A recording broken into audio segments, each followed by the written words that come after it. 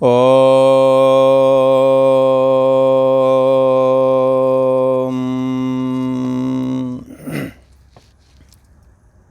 श्री योग वासिष्ठ के उत्पत्ति प्रकरण में श्री राम जी बोले। वशिष्ठ जी महाराज से श्री राम जी प्रश्न कर रहे हैं।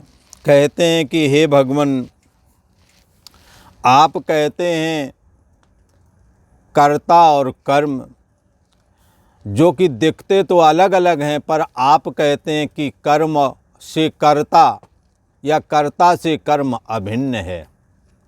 ये कैसे हो सकता है? कर्ता अलग है, कर्म अलग है, क्रिया अलग है, आप कहते हैं एक ही है। तो ये कैसे संभव है?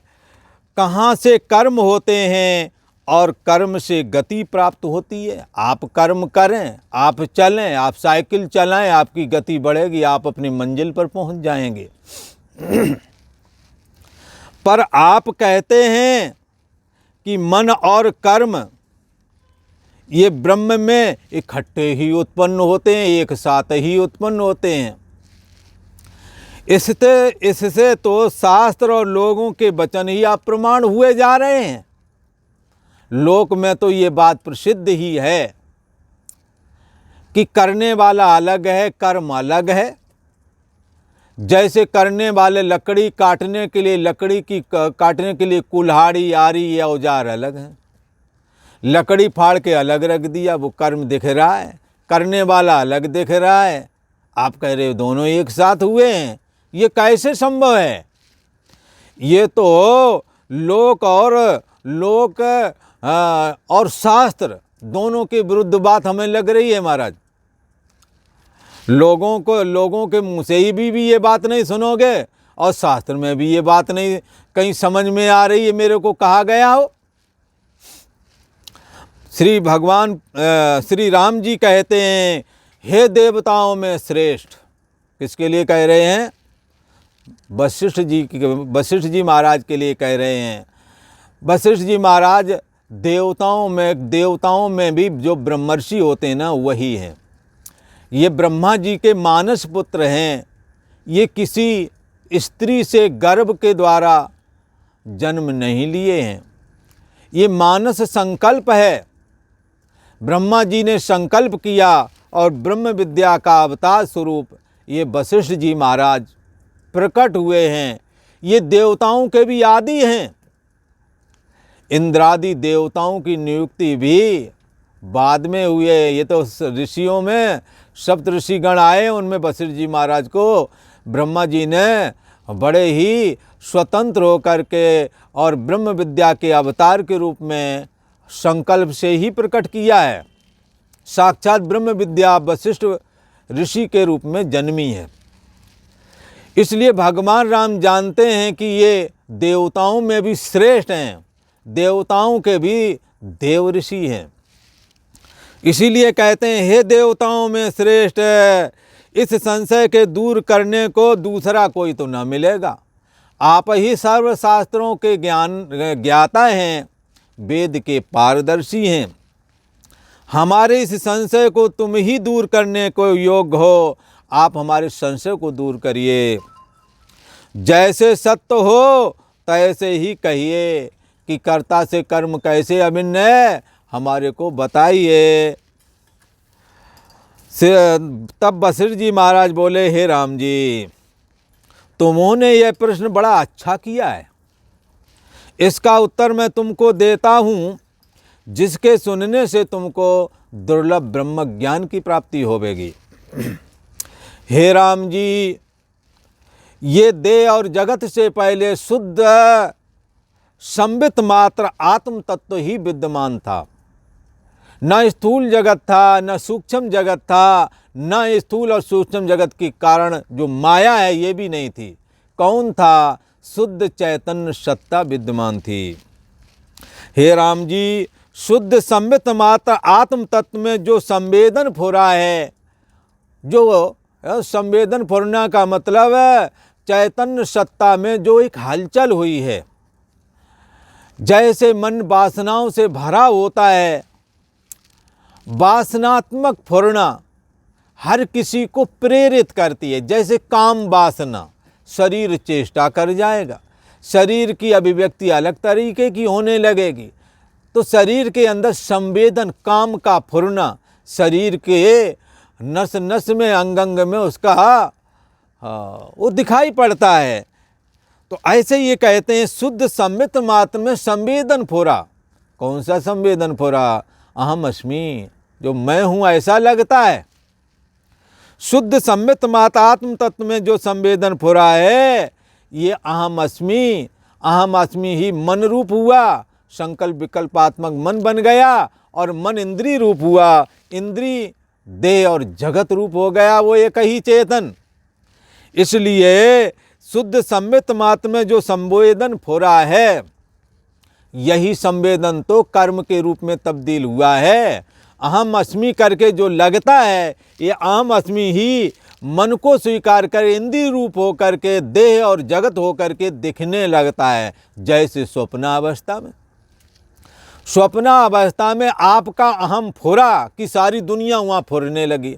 ऐसा नहीं होता कि आपका अहम फैले फुरे और सारी दुनिया बाद में दिखे। जैसे ही आपको लगेगा कि मैं हूँ, सारी दुनिया सपने में दिखने लगती है, और जैसे वहाँ देखते वैसे यहाँ भी देखती है। तो यहाँ भी आप और हम अभी जाग रहे हैं, आप सो जाएं सारी दुनिया खत्म हो जाएगी, आप जाग जाएं, आपके जागने के साथ आपका शरीर सचेत होगा, सारी दुनिया के शरीर सचेत होवेंगे। क्यों? ऐसा क्यों होता है? क्योंकि आपके देह और संपूर्ण जगत में जो चैतन्य सत्ता समाया हुआ है, वही आपका अस्तित्व है। इसलिए आपके खड़े होने से आपका देह और संपूर्ण दुनिया के जगत के संपूर्ण देह प्रकट हो जाते हैं। और आप जब आपका मन जब लीन होता है, तो संपूर्ण देह और अपना देह और संपूर्ण दुनिया के देह एक साथ ही सुषुप्ति अवस्था में, जड़ता में लीन हो जाते हैं। इसलिए जैसे स्वप्न अवस्था में आपके अहम के प्रकट होने पर सारे अनंत अहम वहाँ होते हैं, ऐसे ही यहाँ भी हैं। परंतु स्वप्न अवस्था और उसमें दिखने वाले समस्त जीव चराचर, और यहाँ का जागृत अवस्था और जागृत अवस्था में दिखने वाले अहम त्वम इदम, मैं मेरा तू तेरा आदि, इस सब में एक ही सत्ता समाई हुई है, शुद्ध सम्मित ही समाई हुई है। वो सम्मित ही मन के फुरने से देह और जगत के रूप में दिखने लगता है। तो कहते हैं कि हे राम जी, शुद्ध सम्मित मात्र आत्म तत्व में जो संवेदन फुरा, वही तो फिर कर्म इंद्रियों से आकर के चेष्टा करने लगा, तो कर्म बन गया। कर्म तुम्हारे शरीर से अलग कहाँ हुआ? आप शरीर को रोक लो, कर्म रुक जाएगा। तो कर्म का यही तो कर्म का बीज मन हुआ, ये मन ही बीज है, और सो ही सबका कर्म रूप है। ये मन ही सबका कर्म रूप ही है। संकल्प विकल्पात्मक मन, संकल्प और विकल्प करने वाली जो वृत्ति विशेष है, उसी का नाम मन है। और ये कैसा है? कर्म रूप है। मन कभी स्थिर रहता हो तो बताओ? कुछ ना कुछ चेष्टा करता रहता है। इस चेष्टा का नाम ही तो कर्म है। इसलिए उसी बीज से सब फल होते हैं। कौन सा? कर्म रूप बीज। कर्म और मन में कुछ भेद नहीं। जिसका मन सोया हुआ है, उसका शरीर और कुछ भी अंग चेष्टा नहीं करता, और मन जागृत है तो शरीर भी चेष्टा करता है, इंद्रियां भी चेष्टा करती हैं, प्राण भी चेष्टा करते हैं, सब चेष्टा करते हैं। यहाँ कह रहे हैं कि मन और कर्म में कुछ भेद नहीं, मन ही कर्म है, कर्म ही मन है। इसलिए मन माया प्रकृति जगत चार नाम बपू एक, जब लग ये सांचे लगें तो न लखो निज रूप। जब तक मन सच्चा लगता है और मन के द्वारा निर्मित जो ये जगत है, मैं और मेरा करके, जब तक ये सच्चा लगता है, तब तक अपने स्वरूप आत्मा को अभी प्राप्ति नहीं हुई है। कर्म और मन में कुछ भेद नहीं, जैसे सुगंध और कमल में कुछ भेद नहीं। कमल में खुशबू आती, खुशबू और कमल में क्या भेद है? ऐसे ही राम जी, मन और कर्म में कुछ भेद नहीं। मन ही कर्म रूप धारण करता है, कर्म ही मन की वजह से हुआ, इसलिए कर्म भी मन रूप ही है। हाँ, मन कर्म रूप है और कर्म मन रूप है, ऐसा समझना चाहिए। इसमें कुछ भेद नहीं। जैसे खुशबू फूल स्वरूप है, हाँ, और फूल में खुशबू रहती है, खुशबू फूल स्वरूप है। तो मन और कर्म में कुछ भेद नहीं। मन में संकल्प होता है, उससे कर्म रूपी अंकुर निकलता है, उससे कर्म अंकुर ज्ञानवान कहते हैं। हाँ, हे राम जी, पूर्व देह मन ही है, उस पर मन रूपी शरीर से कर्म होते हैं। संपूर्ण पहले वाला देह कौन था? हमारा जब देह नहीं था, उस और ये जन्म से पहले देह नहीं था, मरण के बाद में नहीं रहेगा। बीच में थोड़े समय के लिए 3.5 हाथ वाला शरीर मिला है, परंतु जन्म से पहले भी तो हम थे। तब किस रूप में थे? मानसिक रूप में थे। ये मनोमय शरीर था। इसको लिंग शरीर भी बोलते हैं, इसको सूक्ष्म शरीर भी बोलते हैं। हे राम जी, पूर्व देह मन ही है, शरीर से पहले वाला देह, मरने के बाद वाला देह कौन है? मन एवं मनुष्याणाम, मनुष्यों का जो देह कौन सा है? मानस देह, संकल्पात्मक देह, या जीव कहो, सोने जागने वाली चेतना कहो, परछिन्न व्यक्ति विशेष, परछिन्न व्यक्तित्व पना रूप चेतना कहो, ये सब जीव के ही नाम हैं। हे मन में संकल्प होता है, उससे कर्म अंकुर उत्पन्न होता है, ऐसे ज्ञानवान लोग कहते हैं। कर्म से ही अंकुर हो, ये किससे? मन से ही कर्म का अंकुर निकलता है। मन रूपी शरीर से कर्म होते हैं और वह फल पर्यंत सिद्ध होता है। जब तक उसका फल नहीं भोग लोगे, जो शरीर मिलता है ना, शुभ और अशुभ कर्म अनुसारी, ईश देत फल हृदय विचारी। देह ही मन है और उस मन रूपी शरीर से कर्म होते हैं और वह फल पर्यंत सिद्ध होता है। शरीर कब तक रहेगा? फल पर्यंत। जब तक शरीर का जो फल है ना, जिस निमित्त जो वो नहीं प्राप्त हो जाता है, तब तक वो बना ही रहता है। एक बार फिर समझें, मन और कर्म में कुछ भेद नहीं। मन में संकल्प होता है, उससे अंकुर निकलता है, ऐसा ज्ञानवान कहते हैं। हे राम जी, पूर्व में यदि देखें, जन्म से पहले और मरण के बाद में मन ही है। उस मन रूप शरीर में कर्म थे, इसीलिए तो जब शरीर ये धारण किया तो ये भी क्रियाशील हुआ, क्योंकि मन के बगैर शरीर का कोई वजूद नहीं।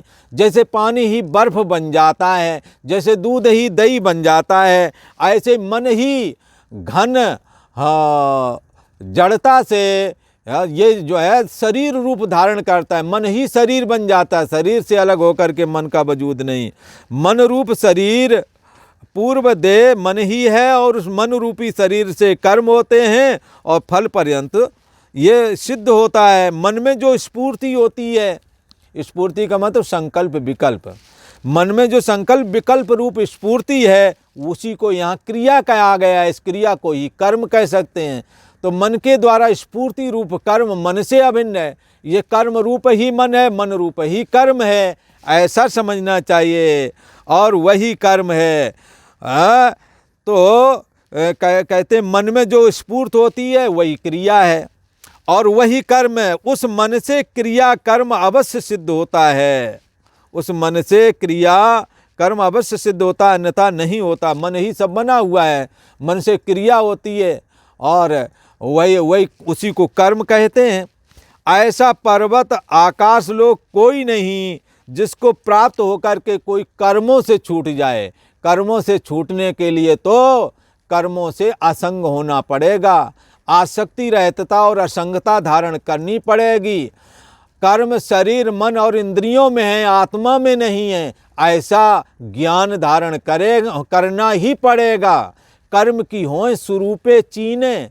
जब चैतन्य आत्मा को जान लिया और सोहम अस्मि करके ग्रहण कर लिया, तो फिर कर्म कर्तापन पूर्वक नहीं होते हैं। तब कर्म के द्वारा जो कर्तापन है ये बाधित हो जाता है। जिस क्षण ऐसा धारण किया जाता है कि शरीर से होने वाली चेष्टा, ना मैं शरीर हूँ, ना शरीर की चेष्टा मेरी है, ना मन मैं हूँ, ना मन से होने वाला संकल्प विकल्प मैं हूँ, मैं शुद्ध चैतन्य आत्म सत्ता हूँ, ऐसा जब जाना जाता है तो उसके लिए कहते हैं नैव किंचित करोमीति ही युक्तो मन्येत तत्त्ववेत्। मैं कुछ भी नहीं करता, जो भी करने कराने वाला है शरीर है, मन है, इंद्रियां है, बुद्धि है।